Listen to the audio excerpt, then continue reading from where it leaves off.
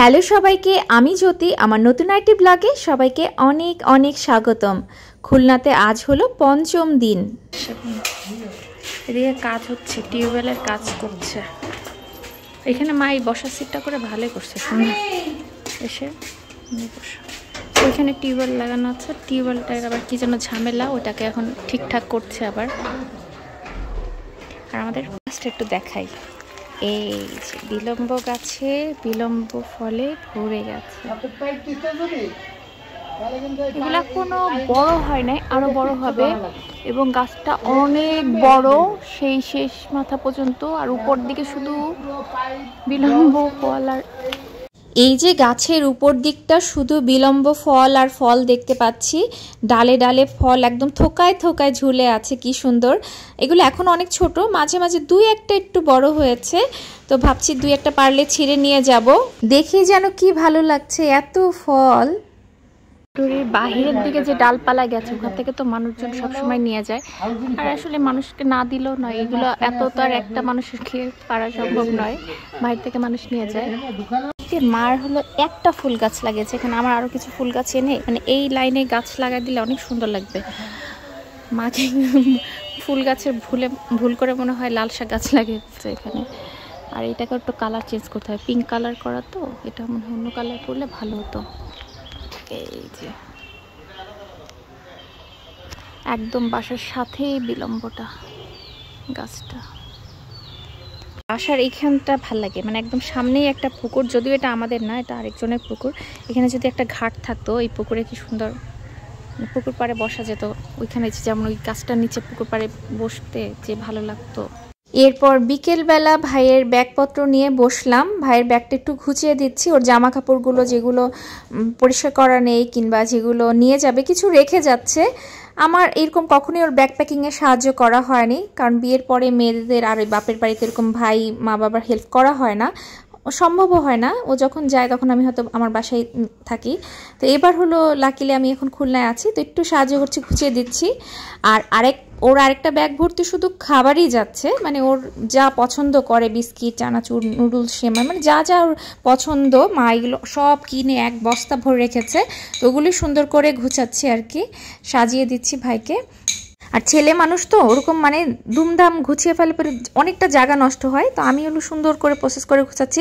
এমনিতেই ওর অনেকগুলো ব্যাগ হয়ে গেছে, একটা ফ্যান নিয়ে যাচ্ছে, ওর বড় দুইটা ট্রলি আছে, আবার ওখানে যারা স্টুডেন্ট আছে তাদের মা বাবা এখানে কিছু আছে, তারা ওর সাথে দুই একটা ব্যাগ দিয়ে দিচ্ছে।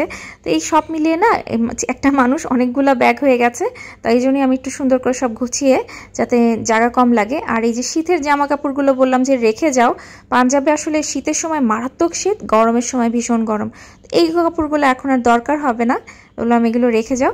আর আমি হলো বিকাল থেকে এই কাজটা শুরু করলাম, তাড়াতাড়ি কমপ্লিট করে ভাবছি যে সন্ধ্যার দিকে আমরা একটু বাহিরে ঘুরতে যাব, একটু ভাইয়ের সাথে ঘুরে আসা, দূরে কোথাও না, কাছে কোথাও একটু হালকা খাওয়া দাওয়া করে আসলাম, একটু ঘুরে আসলাম। মনে কিন্তু খুব খারাপ লাগছে, ব্যাগ প্যাকিং করছি আর মনটা খারাপ লাগছে। ভাই আর কয়েকটা ঘন্টাই আছে। সুন্দর ছাদ থেকে ঘুরে জামা কাপড় সব নিয়ে এসে ঘুমই কাটছে না মেয়ের। ভাইটা আজকের বিকালটা একসাথে, আবার কালকে কোথায় থাকবে, কত দূরে, একা একা ট্রেন জার্নি 2 দিন। হ্যাঁ, এই সময় কলকাতায় থাকবে। আর এই যে আমার মেয়ের কোনোভাবেই আছে ঘুমই শেষ হচ্ছে না, ঘুম কাটছে না। তো এদিকে হলো ভাইয়ের দুজন মিলে ছাদ থেকে জামা কাপড় এনে আবার ভাইয়ের কোলে এইভাবে বুকে ঘুমিয়ে থাকলো কিছু সময়। আর ভাইয়েরও না বলছে এত ভাল লাগছে, মানে মামাটাকে আবার কবে নিব কোলে, কবে এরকম আদর করতে পারবো। তো বললো যে একটু ঘুমাতে দাও। তারপর রেডি টেডি করে আমরা হলো বের হয়েছি। আর আজকে পূর্ণাকেও নিয়ে নিয়েছি, 2 বান্ধবী একসাথে যাচ্ছে, আমরা সবাই একসাথেই বের হলাম। সন্ধ্যার দিকে বের হয়েছি। বের হওয়ার পর দেখলাম আমরা তিনজনই প্রায় পিঙ্ক কালারই পরেছি। ব্যানার লাগানো সম্পূর্ণ হচ্ছে। আমরা এখন কই যাচ্ছি বলুন তো? KUET engineering university.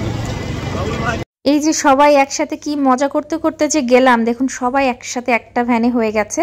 তো আমরা হলো এখানে প্রথমে যে ফুচকা আর ভেলপুরি খাওয়ার জন্য যে দোকানটার জন্য আসলাম, সেখানটা আর খোলা পাইনি। পরে খুঁজে খুঁজে আরেকটু দূরে যেয়ে আরেকটা দোকান পেলাম। আজকে যখন বের হয়েছে ফুচকা খাওয়ার উদ্দেশ্যে, ফুচকা তো আমরা খেয়েই যাব বাসায়। তো এই হলো 2 পুচকু, আমার 2 দিকে আছে, তারা খুবই এনজয় করছে, যদিও তাদের হাত আর ছাড়া যাচ্ছে না, দুজনই খুব দৌড়াদৌড়ি করছে। এর মধ্যে বললাম যে আগে একটা ভেলপুরি দিয়ে নিন, ভেলপুরি আসছে প্রথমে, তারপরে ফুচকা খাবো। এখানে ভেলপুরিটা মোটামুটি, তবে সেই বাস স্ট্যান্ডের ভেলপুরির মতো না। ওইখানে ভেলপুরি ফুচকাটা অনেক মজা ছিল। সবাই অনেকগুলো ফুচকা খেলাম, একটা শেষ করে আবার নিলাম, সবাই 2 প্লেট করে ফুচকা খেয়েছি। এবং যাওয়ার সময় ইপসিকে এরকম ভাই ঘাড়ে করে করে নিয়ে গেল পুরোটা পথ, কারণ এই সময় রাস্তায় অনেক গাড়ি, মেন রাস্তা পার হচ্ছি। তো ভাইয়ের ঘাড়ে করে ইপসি পুরোটা ফুলবাড়ি গেট ঘুরলো। আর যাওয়ার পথে মা আবারও কিছু খাবার নিয়ে নিল। মার মন ভরছে না, ছেলের জন্য মনে হচ্ছে আরও কিছু কিনে দেই, আরও কিছু সাথে দিয়ে দেই। যদিও ভাইয়ের অনেক খাবার দাবার প্যাকিং হয়ে গেছে, ব্যাগ পুরো ফুল। তো আজকে হলো তাড়াতাড়ি ঘুমিয়ে পড়তে হবে। পরের দিন খুব ভোরে উঠেছি আমরা, ভোরে না, মা রাত 2টা থেকে উঠে ভাইয়ের জন্য বিরিয়ানি রান্না করেছে। আর এখন হলো 5টা বাজতে 10 মিনিট বাকি, সব রেডি, ব্যাগ ট্যাগ পত্র। এই যে ভাইয়ের 4টা ব্যাগ হয়েছে। সত্যি বলতে আজকে রাতে কারোই ঘুম হয়নি, মা তো সারা রাত মানে কান্নাকাটি করেছে। আর এই যে ভাই আমাকে একবার জড়িয়ে ধরে যে চলে গেল, ভাই চলে যাওয়ার সময় এত কষ্ট হলো, বুকটা মানে ফেটে যাচ্ছিল। পুরোটা বাসা এখন কেমন অন্ধকার, খালি খালি হয়ে আছে। মানে ভাই ছিল, মানে কতকাল, আজকে সকাল পর্যন্ত সবাই সকালে উঠে একসাথে ভাইকে রেডি করিয়ে দিয়ে, মানে কেমন যেন লাগছে। মাও অফিসে গেছে, বাবাও বাইরে গেল, আমি আর ইপসি বাসায়। পুরো বাসাটা মনে হচ্ছে একদম খালি, নীরব একটা বাসা, খুবই নীরব হয়ে আছে বাসা। ইপসিও মোবাইল নিয়ে ব্যস্ত। তো ওকে হলো খাওয়ালাম, খাওয়া দাওয়া করে, ওকে অনেক সময় লাগে খাওয়াতে। এখন তো কয়টা বাজে, এখন কইতে প্রায় 10:30 পৌনে 11টার মতো বাজে। এখন আমি আবার খাবার নিয়ে বসলাম, খাবো। মা হলো বিরিয়ানি রান্না করেছে, রাত 2:30 বাজে উঠে বিরিয়ানি করেছে। ভাই 5টা বাজে বেরোলো, তো ওকে একটু পথে খাবে এই জন্য বিরিয়ানি বানিয়ে দিয়েছে। আমি এখন খাচ্ছি, আর মিস করতেছি ভাই। মানে ভাই থাকলে 2 ভাই বোন মিলে এখন খেতাম, সকালবেলা একসাথে খেতাম, গল্প করতাম, মোবাইল দেখতাম, মানে দুজন একসাথে মুভি দেখা, মানে খুব 2 ভাই বোনের বয়সের গ্যাপটা অনেক, কিন্তু দুজনের মধ্যে বন্ডিংটা আমাদের অনেক অনেক বন্ডিং দুজনের মধ্যে। আচ্ছা, সারাটা দিনই কোনো কিছুই আর ভাল লাগছে না। মারও জানি খুব মন খারাপ, মা আজকে তাই অফিস থেকে একটু তাড়াতাড়ি আসলো। খুবই মনটা খারাপ, মানে দুজনের দিকে তাকাচ্ছি আর চোখ ভরে জল চলে আসছে। বিকেলবেলা একটু ছাদে উঠলাম, যদি একটু ভালো লাগে। আমাদের ছাদের আশেপাশে পরিবেশটা এত সুন্দর, আর এই যে এখন সূর্য অস্তটা যাচ্ছে, এই মুহূর্তটা দেখতে কিন্তু ভালো লাগে। ওই যে দূরে সূর্য আস্তে আস্তে কমলা হয়ে অস্ত যাচ্ছে, কমলা একটা টুকটুকে কমলা একটা সূর্য দেখা যাচ্ছে। চারিধারে গাছপালা। এখন এই যে ঠান্ডা চলে যাওয়ার পরে যে ফাল্গুন মাসের একটা সুন্দর ওয়েদার, আর কয়েকটা দিন হয়তো এরকম থাকবে, এরপরে তো গরম শুরু হয়ে যাবে। এই সুন্দর পরিবেশ আর হয়তো একটা দিন দেখতে পারবো। আমার কালকে চলে যাওয়ার কথা ছিল ভাই চলে যাওয়ার পরে, তো ভাবলাম যে মার মনটা এতই খারাপ, আর 2টা দিন থাকি মার কাছে, 2টা দিন পরেই যাই। এই যে আমি আসার পর থেকে এই ছাদে আর আসা হয়নি, এসে এবার একটু দেখছিলাম আমের মুকুলগুলোর কি অবস্থা। তো এসে দেখলাম আমের মুকুলে ছোট ছোট আমও চলে এসেছে। এর পরের বার আসলে একদম কাঁচা আম ছাদে বসেই পেরে মেখে খেতে পারবো। এটা কিন্তু অনেক মজা, গাছ থেকে আম ছিঁড়ে একদম ছাদে বসে মেখে খেতে ভালোই লাগবে, যদি থাকে আর কি মুকুলগুলো অক্ষত। কারণ আর কিছুদিন পরেই ঝড় বৃষ্টির একটা ব্যাপার আসবে, তো ঝড় যখন শুরু হয় তখন কিন্তু মুকুলগুলো পড়ে যায়। তো যেটুকু থাকে আর কি, প্রতি বছরই আমরা এখানে যথেষ্ট আমাদের যেটুকু থাকে। তো এবার প্রচুর মুকুল এসেছে, আর এই যে ছোট্ট ছোট আম, এখন আফসোস লাগছে যে আর একটু বড় হতো যদি আম, এখনই একটা পেরে খেতে পারতাম। এখানে একটা জামরুল গাছ ছিল পিছন দিকে, ওটা সম্ভবত কেটে ফেলেছে, ওটাও ছাদে একদম ভরে যেত জামরুল। এই যে আমি এই ছাদটার কিনারে একটু ভয়ে ভয়ে যাচ্ছি দেখার জন্য, মার লাউ গাছটা একটু দেখাই। এই যে পিছন দিকে কিন্তু অনেকটা জায়গা রেখেছে, ঢাকা শহরে এগুলো দেখাই যায় না যে এতটা জায়গা ছেড়ে বিল্ডিং করা, পিছনটা ভরে শুধু লাউ গাছ। তো অনেকক্ষণ ঘুরলাম ছাদে, আর বেশিক্ষণ থাকা যাবে না, নিচে যেতে হবে। ইপসি মা আছে, বাবা গিয়েছিল ইফতারি আনতে, আজ হলো প্রথম রোজা, তো বাবা অনেক কিছু নিয়ে এসেছে ইফতারি, আর এগুলো সব কিছু নিয়ে মুড়ি নিয়ে আমরা চলে আসলাম নিচতলায়। আন্টি আঙ্কেল আমরা সবাই একসাথে মুড়ি মেখে খাবো, ইফতারি একসাথে খাবো। আঙ্কেল আবার তরমুজ নিয়ে এসছেন, তো সবাই মিলে ইফতার খাচ্ছি। এরপরে যেটা রাতের জরুরি কাজ, মাকে ইনসুলিন দেওয়া, ইনসুলিনটা রেডি করছি, এবং এই 2 দিন আমি ইনসুলিন দিয়ে দেবো। অফিস থেকে এসে একটা সেকেন্ড একটু বসতে দেখলাম না, আমি হলে তো এতক্ষণে অফিস থেকে এসে চুপচাপ এই যে ঘর মুছতেছে, এসে নিচে ভাটিয়াদের ঘরটা পরিষ্কার করে দিয়ে আসে। একটা ইউনিক জিনিস দেখাই, মা মাত্র বললো কি দুধটা নিয়ে আসো। দুধ কোথায় বলছে এখান থেকে। ইপসি উঠে গেছে এখান থেকে, এই যে এখান থেকে দুধটা উঠাও তো মা। তুমি কি জানো এখানে দুধ ঝুলিয়ে দেয়? কারণ অফিস থেকে এসে অনেকবার উপর নিচ করতে হয়, নানা কাজে, হয়তো গাছে জল দিতে হচ্ছে। তো ওই দুধ হলো সন্ধ্যার পরে দিয়ে যায়।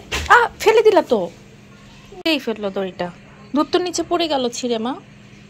ওই যে ওই পাশার আন্টিরা দুধ আনতে যায়, তখন সন্ধ্যার পরে আমাদেরকে দুধটা এই ব্যাগ ঝুলানো আছে, ব্যাগের মধ্যে দিয়ে দেয়। মা বারান্দা দিয়ে এরকম রশি দিয়ে টেনে টেনে উঠিয়ে নিয়ে নেয়। চলো নিচে যাই, দুধ নিয়ে আসি। দুধ ছিঁড়ে ফেলছো, রশি ছিঁড়ে ফেলছো, ব্যাগই ছিঁড়ে ফেলছো, দুধ নিয়ে আসি। তুমি আবার এই এতগুলো শাক নিয়ে আসো, এগুলোকে বাছা কোটা কি কষ্ট আমার মার। স্যান্ডেল পরছো? চলো, ওটা না, দরজা লাগাই রাখো, আমরা আসছি, ভয় পেও না। ভয় নেই বাবা, অনেক মশা নিচে। আসো আসো। তুমি কি দাদুর এই অফিস রুমটাতে গেছো? বাবার এই রুমটাতে এবার এসে যাওয়াই হয়নি, আজকে 5 দিন হয়ে গেল ওই রুমটাতে যাওয়াই হয়নি। যেহেতু আমি একটু বই পড়তে পারতাম না, পড়া হচ্ছে না, বেবি হয়ে গেলে আর বই পড়ার সময় পাওয়া যায় না। আগে তো কত গল্পের বই পড়তাম, এখন আর সেই সময় নাই। দুধ পেয়ে গেছো? চলো চলো চলো।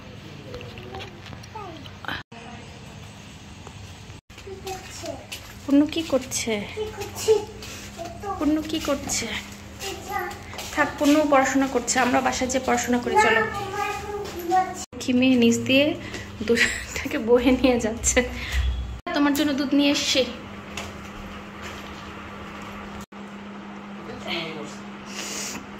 আজকে আমি ছিলাম দেখে মনে হয় মার মনটা একটু ঠিক আছে। একা থাকলে হয়তো সারাটা দিন রাত কান্নাকাটিই করতো ছেলের জন্য, খাওয়া দাওয়া করতো কিনা কে জানে। আমি তাও জোর করে খাইয়ে নিয়েছি।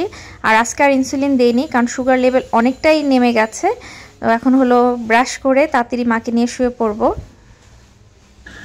বাইরে কি সুন্দর ব্যাঙের আওয়াজ শোনা যাচ্ছে, ব্যাঙ ডাকছে, ব্যাঁ ব্যাঁ ব্যাঁ ব্যাঁ করে ব্যাঙ ডাকছে। এই ব্যাঙের আওয়াজগুলো আর ঢাকায় শোনা যায় না।